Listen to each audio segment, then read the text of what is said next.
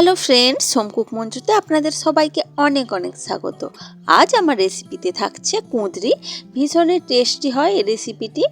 আর আলু দিয়ে আজকে আমি এই কুঁদরি রেসিপিটি বানাবো। তার জন্য এখানে দেখুন কুঁদরিটাকে আমি ছোট ছোট করে গোল গোল করে কেটে রেখেছি, আর এখানে আলুটাকেও আমি ছোট ছোট করে কেটেছি।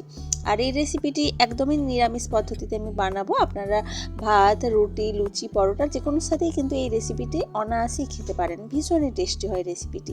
তো তার আগে কুঁদরিটা বানানোর আগে আমি একটা মশলা রেডি করে নিচ্ছি। মশলার জন্য নিচ্ছি একটা বোলের মধ্যে হলুদ গুঁড়ো, লঙ্কার গুঁড়ো, কাশ্মীরি লঙ্কার গুঁড়ো, তার সাথে কিছুটা জিরের গুঁড়ো, আর তার সাথে এখন নেব ধনের গুঁড়ো, আর এখন যেটা নেব সেটা হচ্ছে আমচুর পাউডার, আর তার সাথে আমি দেব আদা বাটা।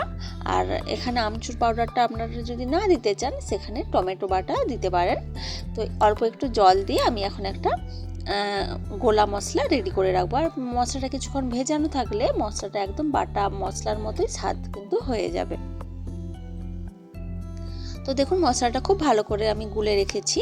এখন আমি রান্নাটা শুরু করব। রান্নাটা করার জন্য দেখুন কড়াইতে আমি সরষের তেল গরম করতে দিয়েছি। সরষের তেলটা একটু গরম হয়ে যাওয়ার পর এই তেলের উপর দিচ্ছি কিছুটা ফোড়ন হিসেবে একটা শুকনো লঙ্কা, একটা তেজপাতা, আর কিছুটা গোটা জিরে আমি ফোড়নে দিয়েছি। ফোড়নটা থেকে একটু সুন্দর একটা গন্ধ বের হয়ে যাওয়ার পর এখন এই ফোড়নের ওপর আমি দেব টুকরো করে কেটে রাখা যে ছোট ছোট আলু রেখেছিলাম সেই আলুর টুকরোগুলো।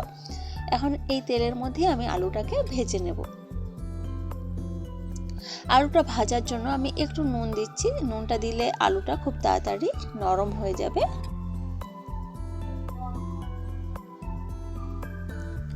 তো অল্প নুন দিয়ে এখন আলুটাকে আমি ভেজে নেব।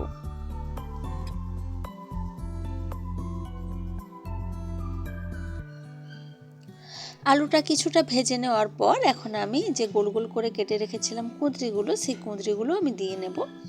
আর কুঁদরিগুলো দেখে বুঝতেই পারছেন একদমই নরম। এই নরম কুঁদরি দিয়ে রেসিপিটি বানালে ভীষণই টেস্টি হবে, খেতে ভীষণই ভালো লাগবে। তো কুঁদরিটাকেও এখন আমি আলুর সাথেই ভেজে নিচ্ছি।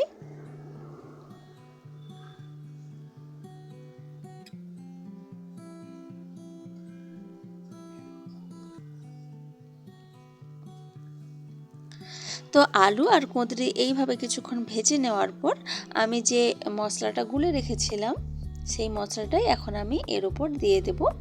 দেখুন, তো পুরো মশলাটাই দিয়ে দিলাম। এখন এই মশলাটার সাথে সব কিছু খুব ভালো করে আমি কষিয়ে নেব। মশলাটাকে একটু টাইম নিয়ে কষাতে হবে যাতে করে আদা, হলুদ, লঙ্কা যে যে গুঁড়ো মশলাগুলো আমি দিয়েছি তার কাঁচা গন্ধটা যাতে চলে যায়।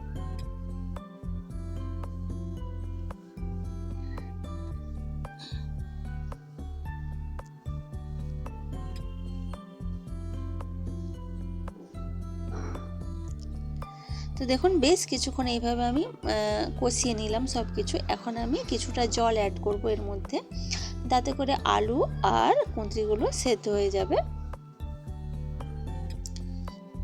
আমি আলুটা ভাজার সময় কিছুটা নুন দিয়েছিলাম, তো সেই বুঝে এখন আমি অল্প পরিমাণে স্বাদ মতো কিছুটা নুন দিলাম।